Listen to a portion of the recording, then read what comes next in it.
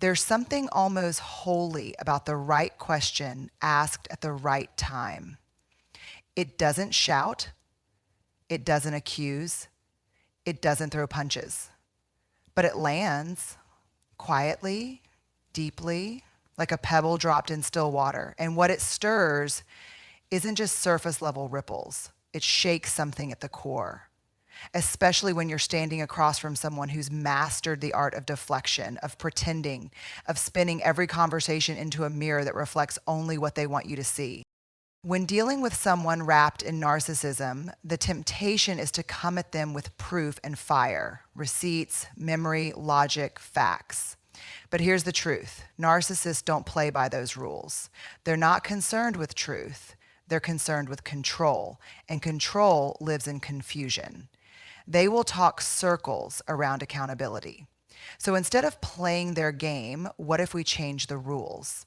What if we stopped trying to corner them with evidence and instead offered a doorway, one they either walk through with humility or slam shut with defensiveness?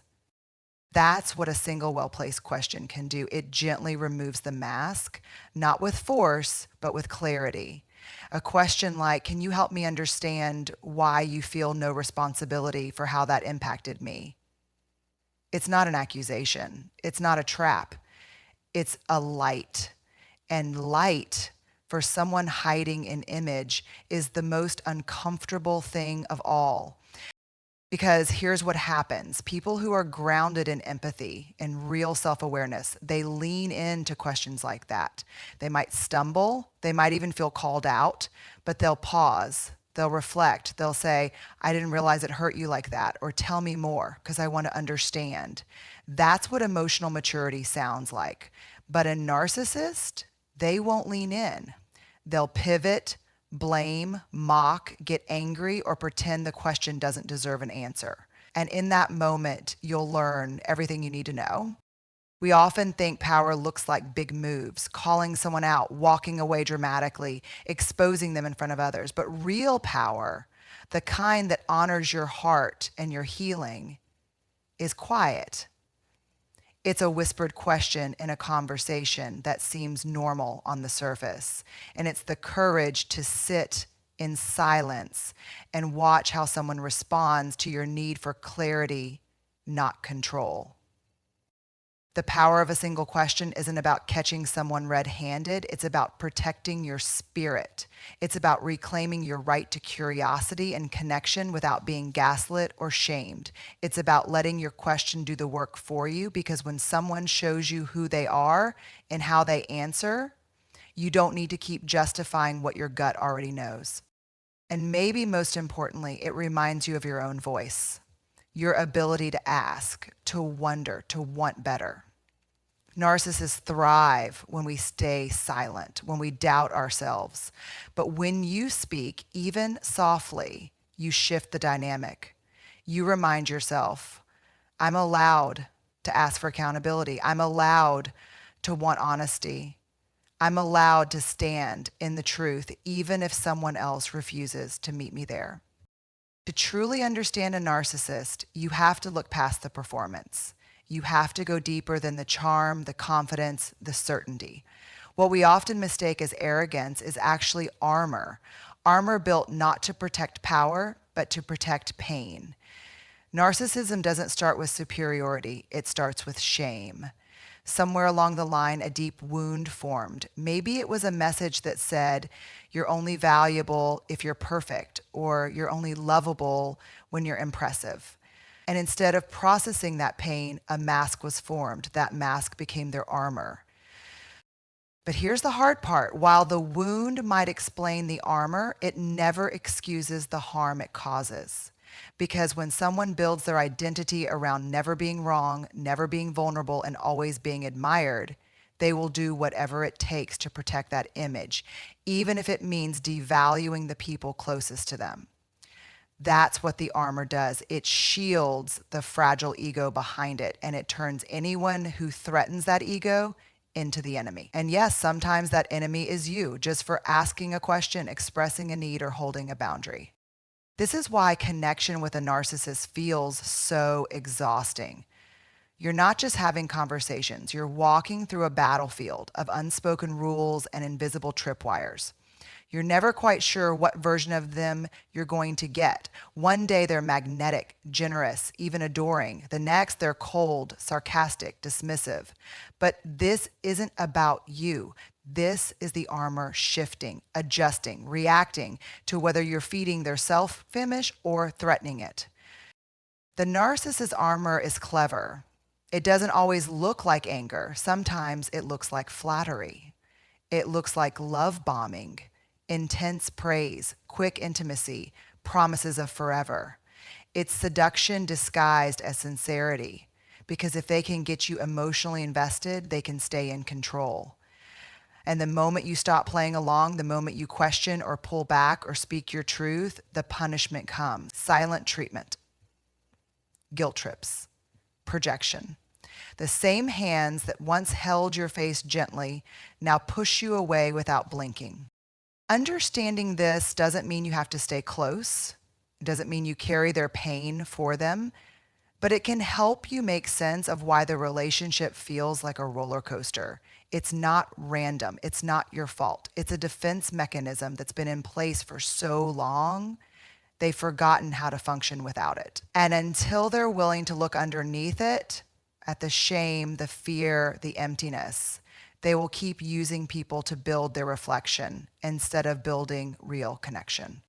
When you recognize the armor for what it is, you stop taking things so personally.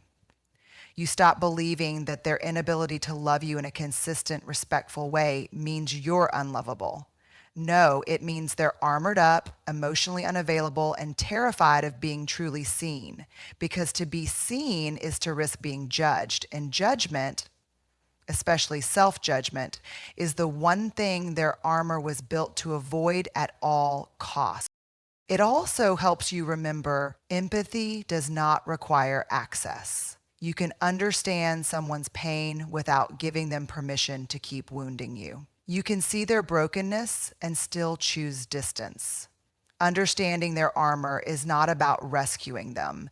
It's about recognizing your limits. It's about saying, I see the hurt beneath your behavior, but I will not let it make a home in my life. And maybe most healing of all, it reminds you that you don't have to wear armor to be safe. You can be soft and strong. You can be open and wise. You can lead with love and still walk away when love becomes a battlefield. You don't need a mask. You don't need to perform. You just need truth. And the moment you stop engaging with someone else's armor and start honoring your own clarity, that's when real freedom begins. If narcissism is the armor, then shame is the fuel. It's the hidden engine quietly running everything behind the curtain. Most of the time, it's invisible. You don't see it in a narcissist's words.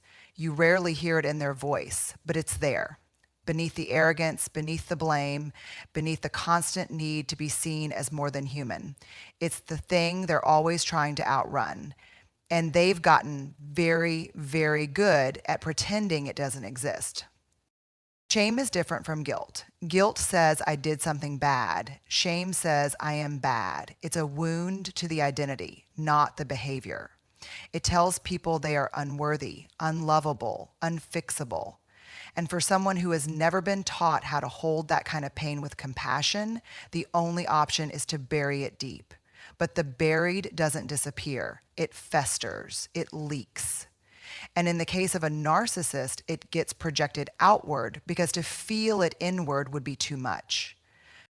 That's why narcissists struggle with responsibility. Owning a mistake doesn't just mean fixing an action. It means confronting the voice inside that already whispers, see, you're a failure. That kind of shame feels unbearable. So instead of facing it, they push it onto others. You become the problem. You become the reason things didn't work. They rewrite the narrative not to deceive you, but to protect themselves from drowning in the self-hatred they've never named. Shame doesn't only drive the blame, it also drives the performance, that polished image, the curated confidence, the desperate need to impress. That's not just ego, that's survival. It's an attempt to build a self that feels valuable, worthy, and strong enough to outrun the haunting question, What if I'm not enough? The narcissist clings to praise because it's their lifeboat. Without it, they'd have to look at the wreckage they've been avoiding for years. And here's the heartbreaking part. Many narcissists were once incredibly sensitive children. Kids who were shamed for crying, for needing too much, for being different, for failing. So they learned early that vulnerability wasn't safe, that love had to be earned, that being human was too risky. So they hardened, they adapted, they became who they thought they had to be to survive. The tragedy is that in becoming that version, they lost access to their own softness, the very thing that would have healed them.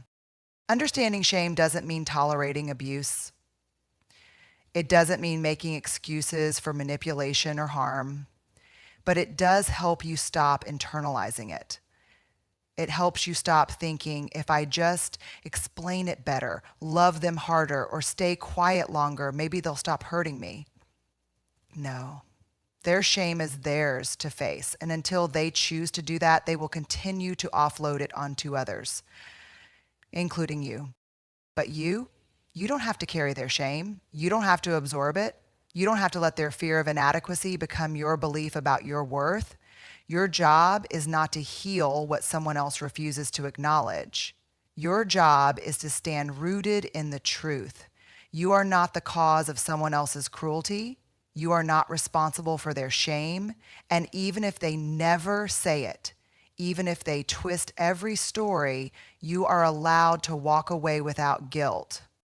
And maybe that's the most radical healing of all, learning to recognize shame not as a weapon or a weakness, but as a signal that something unspoken is trying to be heard. You can choose to meet your own shame with compassion, not cover it up. You can choose to break the cycle. You can choose to say, I will not inherit your silence. I will not become who you had to become to survive. That choice is brave. That choice is healing. That choice is your. Behind every narcissist is a mask, a perfect image they meticulously craft and guard with a fierce protectiveness that can be as exhausting as it is relentless. This mask is their shield against the world, an armor built from the belief that only through perfection can they be loved, admired, and accepted. It's a mask they wear so convincingly that not even they can remember what's beneath it. The truth is buried so deep, so inaccessible, that the very thought of revealing it feels like a threat to their existence. To be seen as flawed, to be seen as human, would expose them to the vulnerability they've spent their entire lives avoiding. At first glance, the mask looks like strength. It's polished, confident, and always in control. It shows the world a person who has it all together, someone who never falters, never stumbles, and never lets their guard down. It's a picture of perfection, always right, always impressive, always the center of attention. This mask is often so well crafted that others, friends, family, colleagues, may not even notice that it's not real. They see the mask and mistake it for the person underneath. They admire the achievement, the appearance of stability, and the flawless image that's projected. But behind that perfection, something is quietly withering. The narcissist doesn't just wear the mask, they need it. They've come to believe that their worth can only be validated by the image they present, by the praise they receive, and by the recognition they accumulate. The truth beneath the mask, the vulnerability, the pain, the uncertainty, is too terrifying to acknowledge. In a world that demands success, admiration, and perfection, the mask becomes a survival mechanism. It's a way of earning the love and acceptance they fear they'll never receive if they show their true self. But here's the catch. Perfection is an illusion. It's a mirage that fades the moment anyone gets too close. And yet, this obsession with perfection comes at a heavy price. It isolates the narcissist from authentic connection. Relationships become transactions, not because they don't want love, but because they don't know how to be loved without performance. They are so terrified of being seen as inadequate that they will bend themselves into whatever shape they think will be accepted. And the problem is, perfection can never be sustained. It's a moving target. It requires constant energy, constant vigilance, and constant manipulation of one's image. In the process, the person underneath the mask is lost, unable to breathe, unable to rest, unable to truly be themselves. Perfection also keeps them locked in a cycle of validation seeking. Their worth is tied not to their inherent value, but to how others perceive them. This creates a fragile foundation for self-esteem. Every compliment, every accolade becomes fuel for the mask, and every criticism feels like a crack in the armor. The need to maintain the mask becomes overwhelming, leading to defensiveness, denial, and at times even rage. Because if the mask falls, if the illusion is shattered, they risk being seen for who they really are, and that to them feels like the ultimate failure. But underneath the mask is a person just like anyone else. They are human. They have weaknesses, they have fears, they have dreams, and they have pain. The mask of perfection is just that, a mask. And just like any mask, it eventually becomes suffocating. The longer it's worn, the more detached the person becomes from themselves. The longer they keep up the charade, the more they lose touch with the person they might have been if they had been allowed to be imperfect. The mask promises safety, but it delivers loneliness. It promises approval, but it isolates. When you see the mask for what it is, you stop engaging with the illusion. You stop buying into the idea that perfection is the standard for love or worthiness. You begin to understand that the pressure to maintain such an image is exhausting, and ultimately it has nothing to do with you. Their mask is a reflection of their own fear, not your inadequacy. The truth is, you're not meant to love the mask. You're meant to love the person behind it, even if they can't yet love themselves. Recognizing the mask of perfection is the first step in breaking the cycle. It's not about attacking the person wearing it. It's about offering compassion for the wounds that led them to believe they had to hide behind it.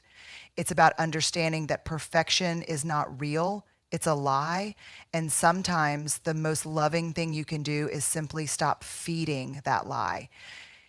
You don't need to reinforce their image of perfection. You don't need to praise their facade. What they need most is the courage to see themselves as they are, flawed, imperfect, human, and to embrace that truth with love and acceptance.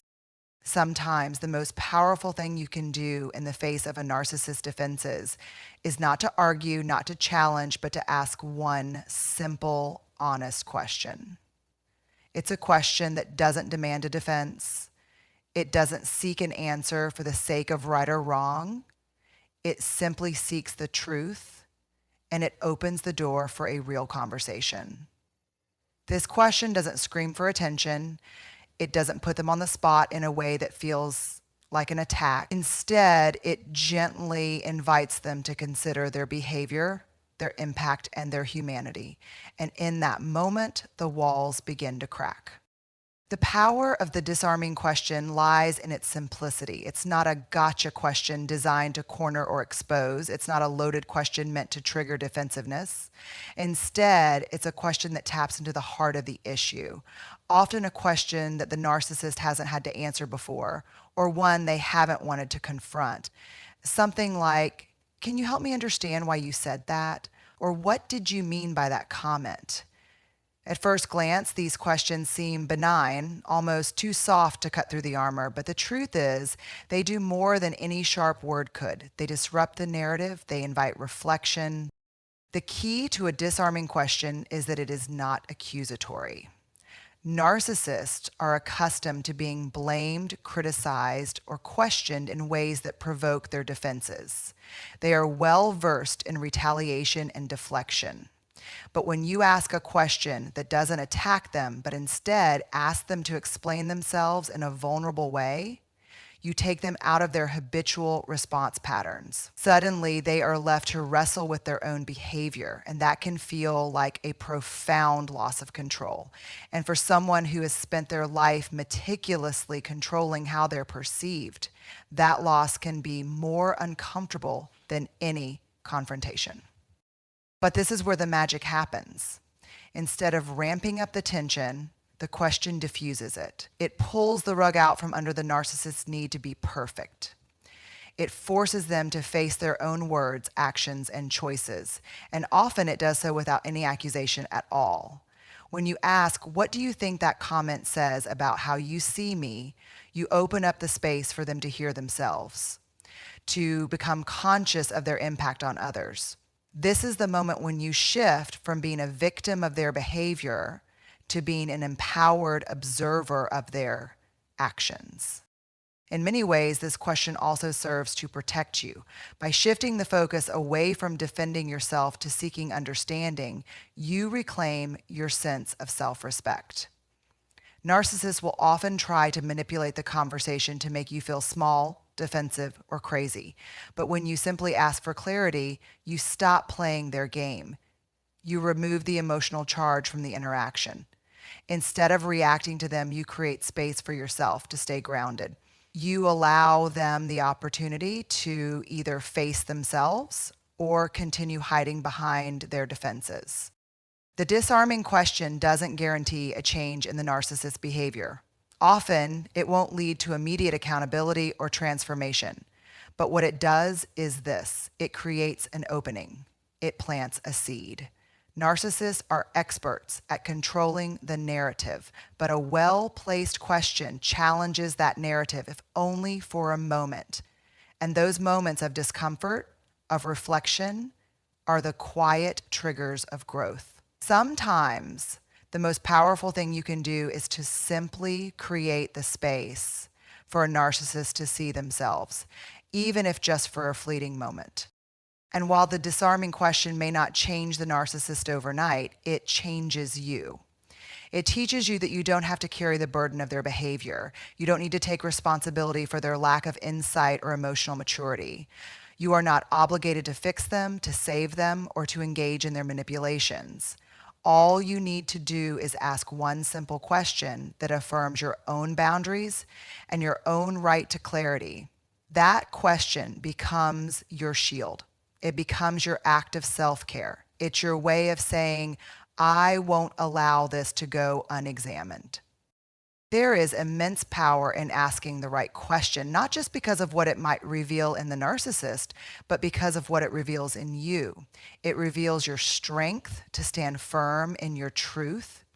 It shows that you don't need to yell to be heard. You don't need to attack to protect yourself. You don't need to win an argument to validate your worth.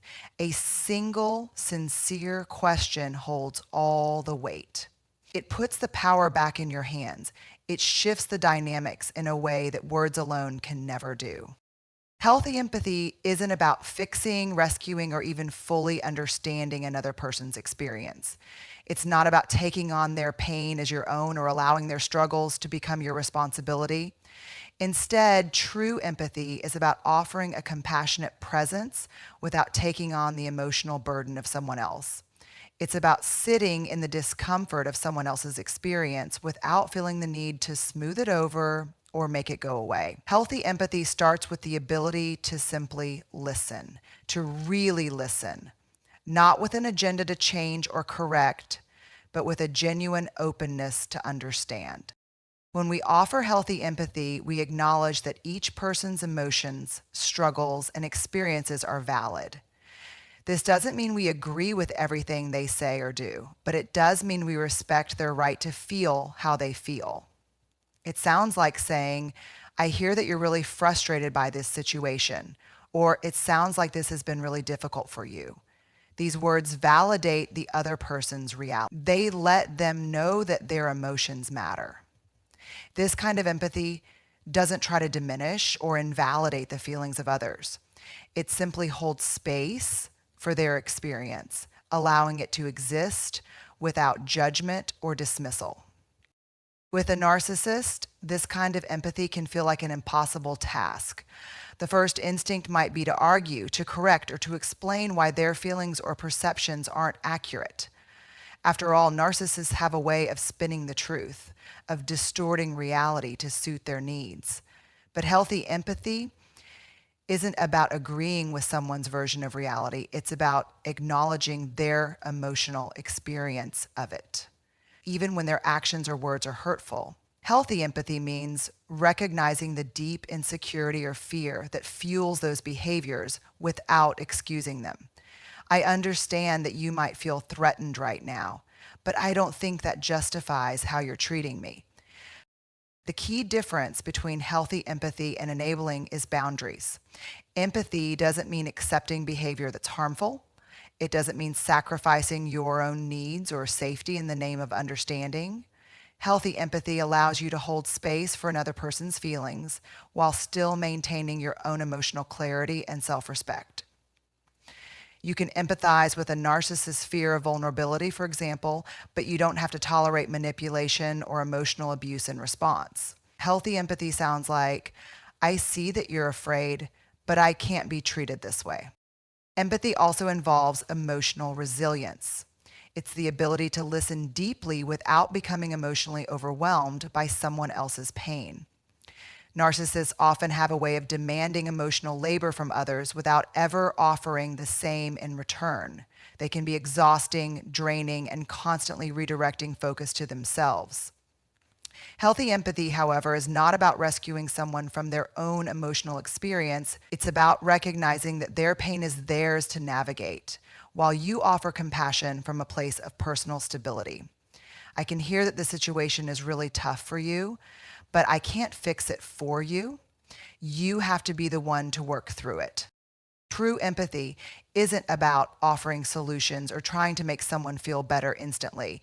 Sometimes empathy means sitting in the discomfort of someone's emotions without rushing to fix it. It sounds like, I don't have the answers, but I'm here with you as you process this. It's about acknowledging that there are things beyond your control and offering presence without judgment. In relationships with narcissists, this might mean allowing them to experience their discomfort without rushing to ease their distress. It's not coldness. It's a healthy emotional detachment that lets the other person grow while also protecting your own peace. Healthy empathy also requires self-awareness. It requires recognizing when you are overextending yourself and when you need to step back for your own well-being. Empathy is not a limitless well. It requires replenishment, boundaries, and care. If you find yourself consistently drained, emotionally manipulated, or sacrificing your own needs in the name of understanding someone else's, it's time to reassess how much empathy you're giving and whether it's being received in a healthy way. Healthy empathy sounds like, I need a break. I've been listening to you for a long time, but I need to take care of myself now. And finally, healthy empathy requires patience. It requires an understanding that change is slow, that healing takes time, and that not every moment of pain can be resolved in a single conversation. It's about showing up again and again, even when the other person may not seem to change.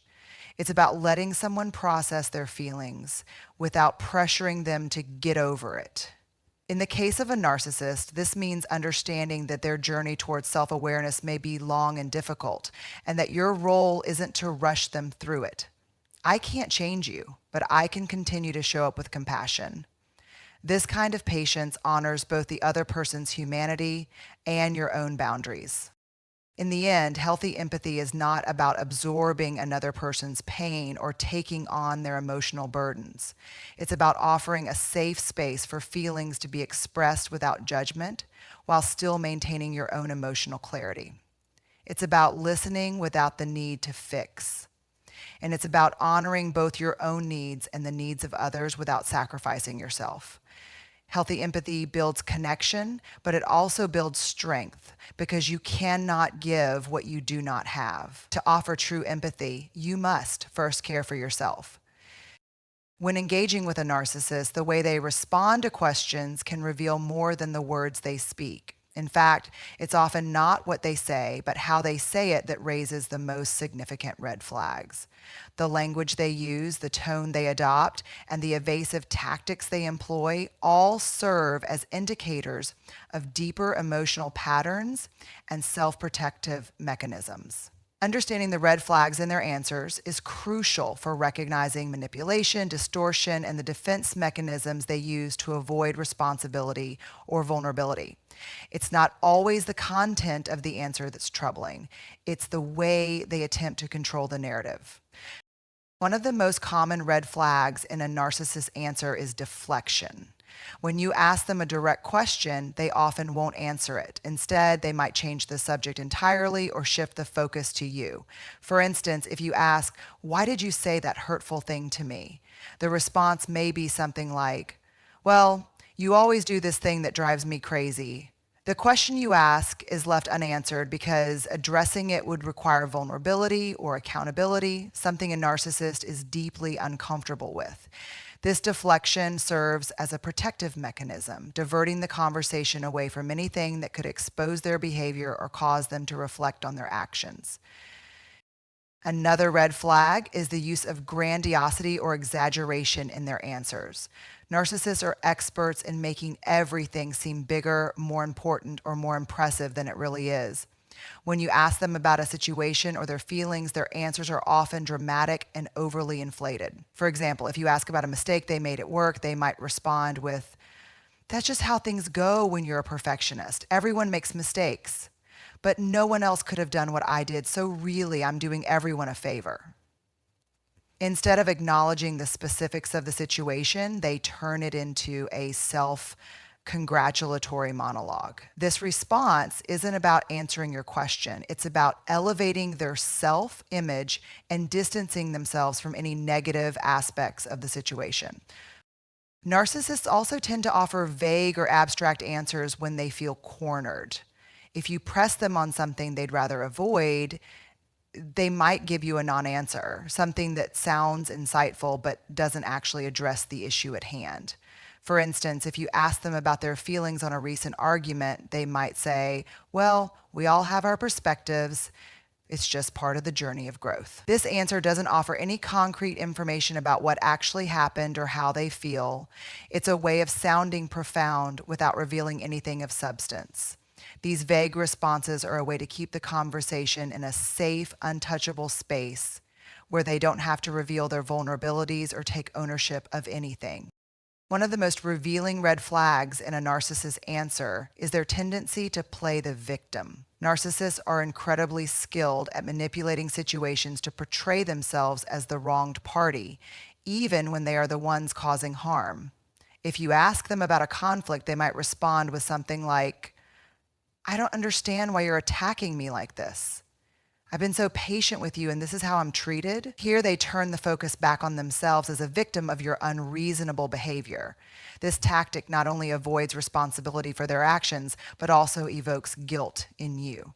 The goal is to make you question your own feelings and intentions while they continue to deflect any accountability.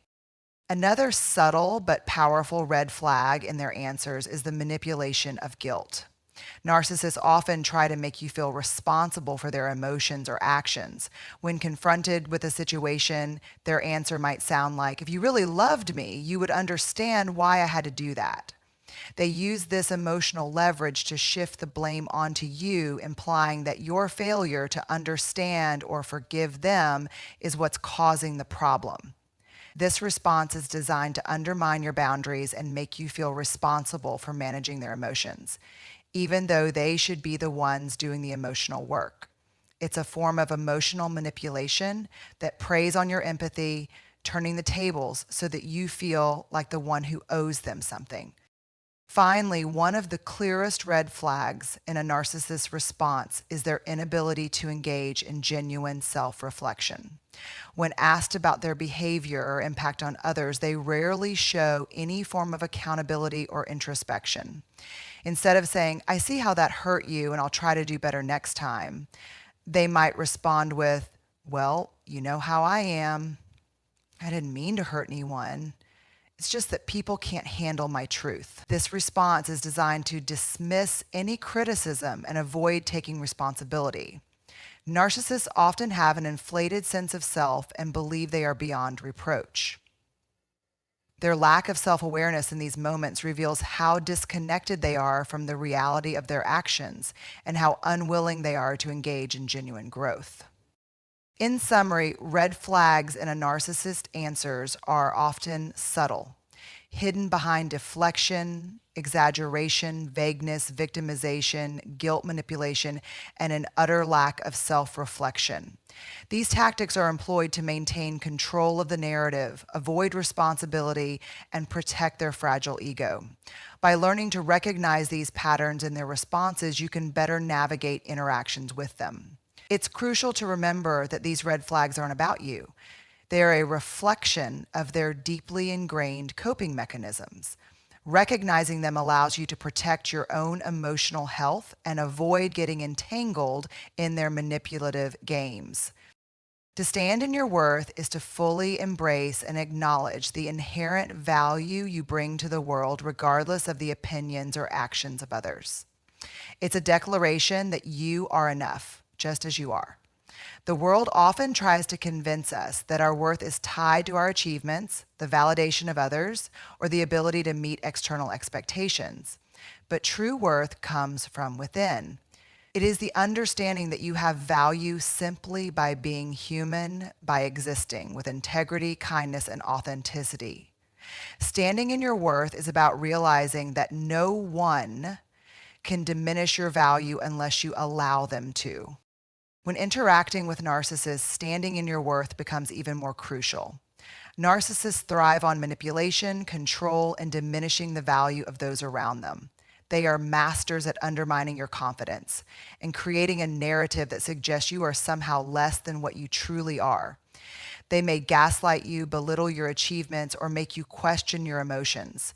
But when you stand in your worth, you recognize that their behavior is a reflection of their insecurity, not a commentary on your value.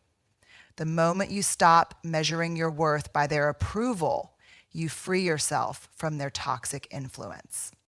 One of the first steps in standing in your worth is learning to trust your own voice. Narcissists will often try to silence you, dismiss your feelings, or manipulate you into doubting your reality. They may invalidate your perspective by claiming you're overreacting, too sensitive, or imagining things. But when you stand in your worth, you recognize that your feelings, thoughts, and experiences are legitimate. You no longer need their validation to feel secure in who you are. Your worth is not dependent on their approval, and their attempts to diminish you cannot sway your inner truth. You have the power to say, "My experience matters, my emotions are real, and I don't need anyone's permission to own them." Standing in your worth also means setting and enforcing boundaries. It is impossible to maintain a sense of self-worth when your boundaries are constantly being violated.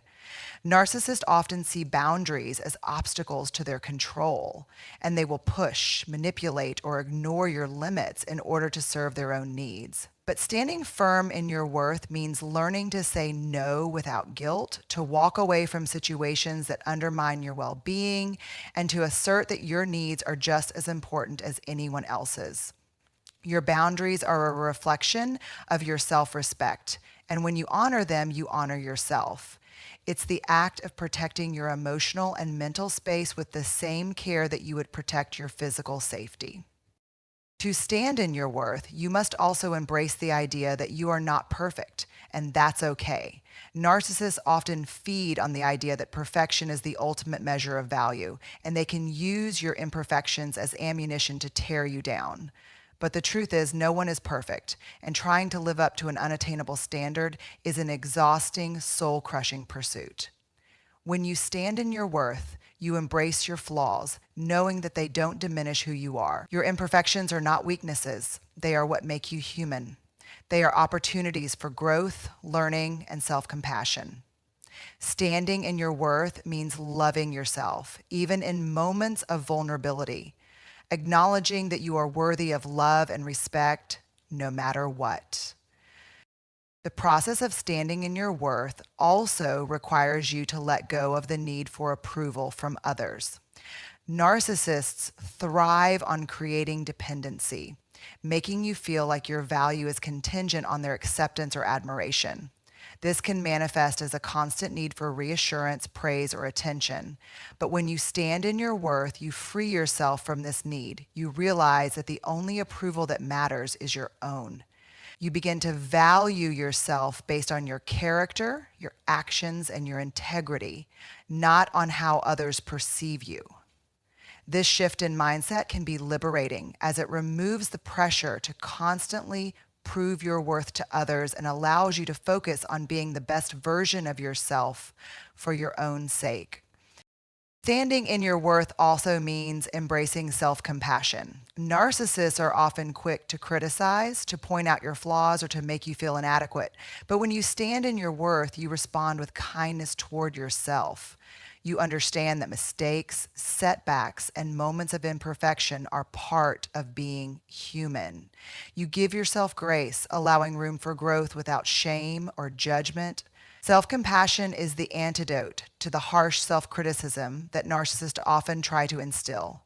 It's about treating yourself with the same love and understanding that you would offer to a dear friend. Finally, standing in your worth is an ongoing practice. It's a daily decision to honor yourself, regardless of the circumstances or the people around you. It's not something that happens overnight, but rather something that grows over time.